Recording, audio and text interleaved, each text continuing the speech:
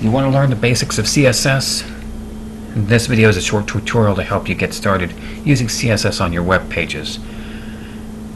There is a disclaimer though, there are lesson prerequisites for this. If you viewed my HTML homepage creation video or otherwise have a basic working knowledge of hypertext markup language or HTML, that is what you're going to need for this, because we're working with this on HTML. It's an HTML based language. It's designed to work with HTML, so it helps to have that understanding first.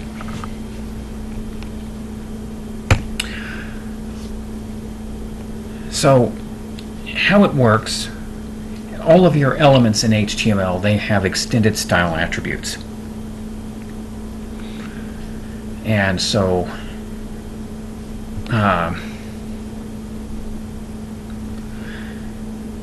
it's going to look to the style sheets, every style sheet that's linked to there, and it's going to compare it with selectors, each of your elements that you have, and it's going to override those based on whatever the variable selectors are in there. We're going to see some live examples later on, but in this case here we're starting off with the browser default basic font, black colored text. But as another sheet comes by, one of the sheets comes on in and it says, okay, we're changing the color to red, which takes the current values to where the color is red but the font's still basic because we didn't have a change in the font.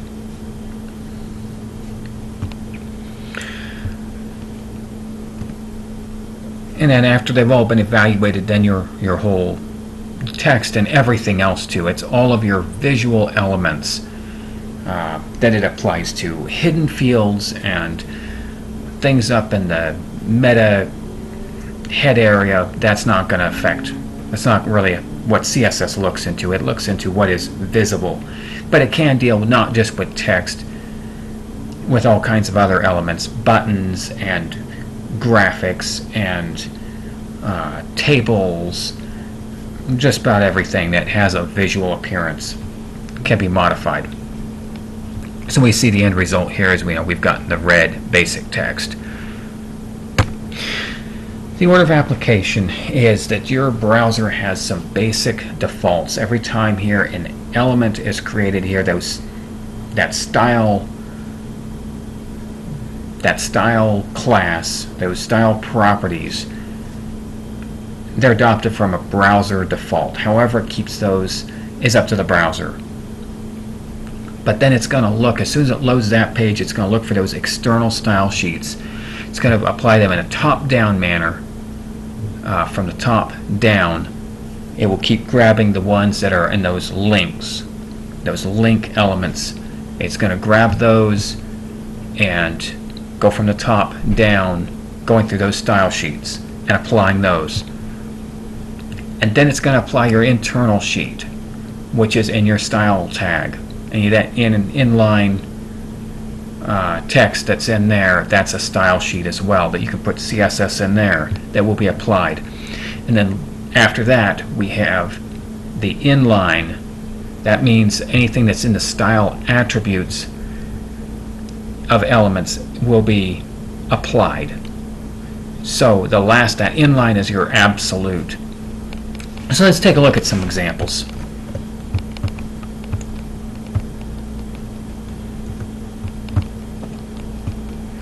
Alright, so here we have the original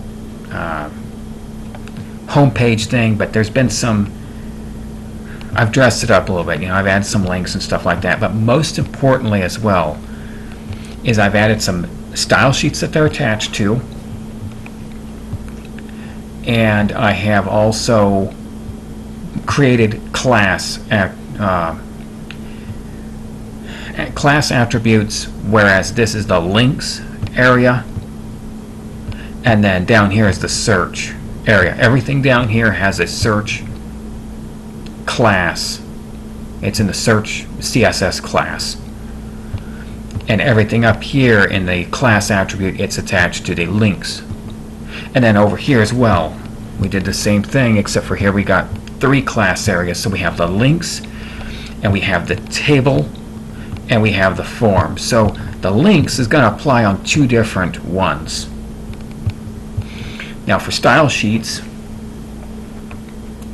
they have inline as well as, so you see we have some inline. I'm sorry, these are not inline, these are internals. Didn't really do any inline, but it would just be a style attribute, just like this class attribute is down here. I would put a style equals, and then put some CSS code in there, put, you know, this in that if it was for the form, but except for, and it wouldn't be that, it would actually be this that would go in there. So I could put the text decoration to none for those, and that should remove the underlining as well if I did that. But we're going to take a look here. So I've got that, and then I've also got a CSS page for all of my pages. Both pages link this in first, and then these other pages, the home page will override this, but the sandbox page won't touch it. And then over here, the sandbox page will load this in, but the home page will not touch it, but they're both second in line. So we are going to see just how fast some of this stuff can be done to change to change everything that we're working with. Here I can just name elements down the line. This is going to be referenced by both pages, and I'm just changing the headers, the captions, pretty much everything down here, and making it a font, changing its font and changing its color, and changing sizes for the headers and the captions. And then everything else is also, yeah, that was also black before, but, and then all of the links are now going to be blue. If you take a look too, think about what's going to be changing on this. So these are right now, they're purple because they've been visited, but this is going to change them in all of their states to blue. But if they're hovered over, this is that this is where we create that piezo class. A piezo class is something that can be applied based on the state of the item. So we can apply it based on classes, based on piezo classes, and also based on IDs. And the examples I've really put in here are piezo classes and classes. IDs are, if I'm going to do it by an ID, generally I'm going to put it inline to that element. But there are some other cases where you might consider that. But that's going to make their background color yellow. So once I apply this, then all of these links will highlight yellow. See?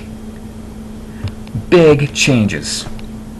Just over that little bit of code that I just took the comment out of. That's what that /* was. And that ending */ at the end of it. Those are comments, and those are used on many programming languages.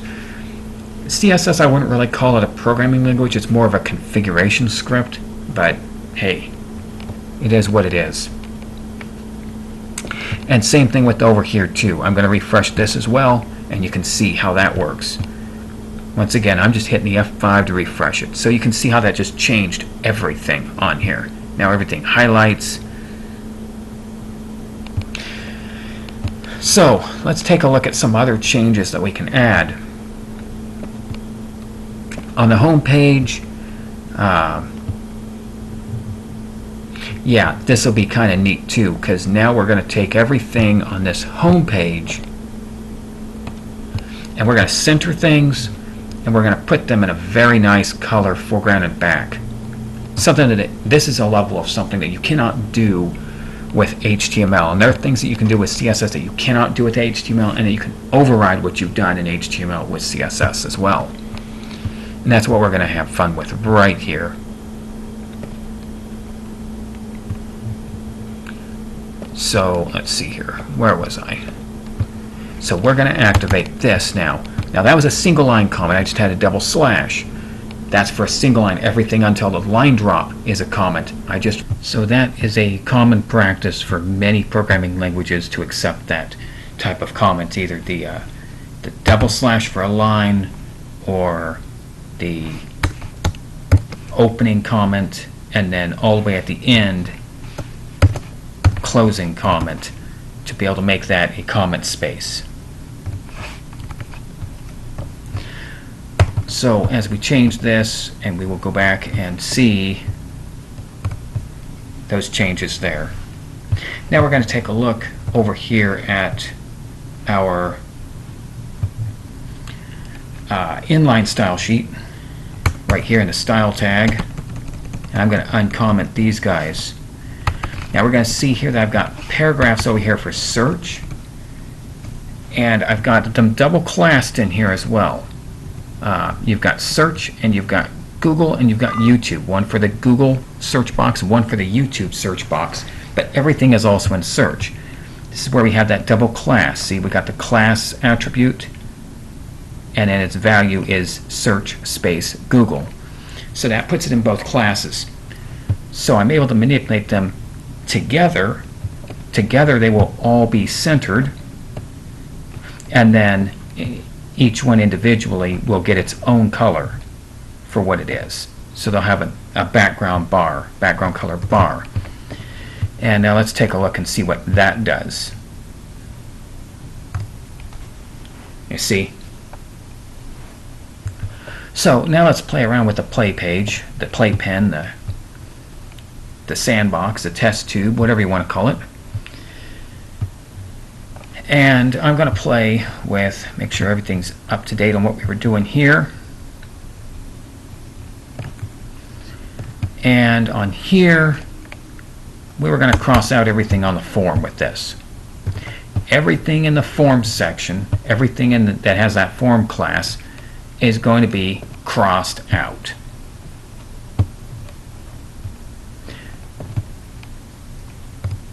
So that works. But then when we go into Sandbox here, in the actual inline page, I decided to change that. This is where I'm proving that the inline is going to override the external style sheets. And now we're going to go ahead and take a look at that. So you see, I also now removed that line.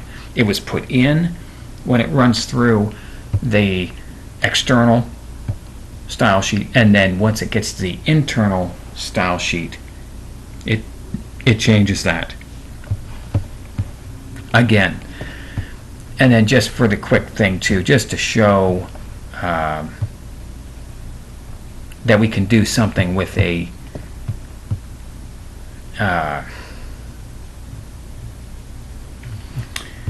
with an inline item, we'll just go ahead and change something, let's say on that form right here.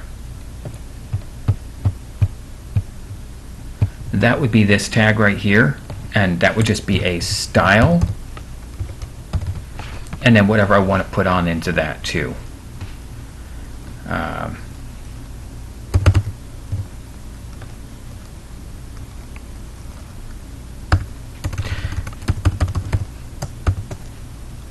We'll give it a nice bright pink color. Kind of a fuchsia color to it. And this is by the internal style sheet. So we have an example of that on here. This is, I'm sorry, this is inline. This is the inline style. So in that last little bit, now we're going to change it again. So that's why they call it a cascading style sheet. See? So we just made it get a fuchsia color. That's why they call it a cascading style sheet, is because it runs through all of those different style sheets, and they all cascade into one set of instructions for that item. It changes it all before we see it, and that's just how it cascades into that one. So in the end, this is only being really told to turn fuchsia when it was drawn. But it was also told to turn black before that. But when it actually is drawn, it's the last result is what it gets. So it ends up being fuchsia. They all cascade down to that final instruction. But the main point is that now I have a page that I can now control in one spot, and I can just say, I can edit everything on here. I can say,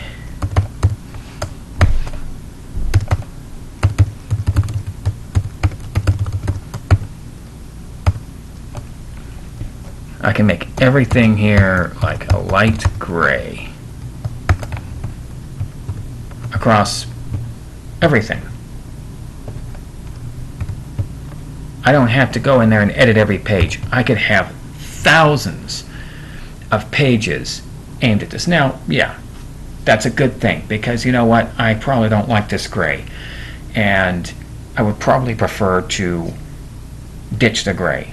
Fortunately, all I have to do is remove one little line. I can either change this once, and it changes it all throughout the site. So it's really good here if you've got a whole bunch of pages. Generally, I would not use a separate external sheet. If this was not for academic purposes, I would not use that single external sheet just for one page. I would use it for a whole section of pages, a whole area, but not a single page. If it's a single page, I would use the inline style tag on that page. Thank you for watching.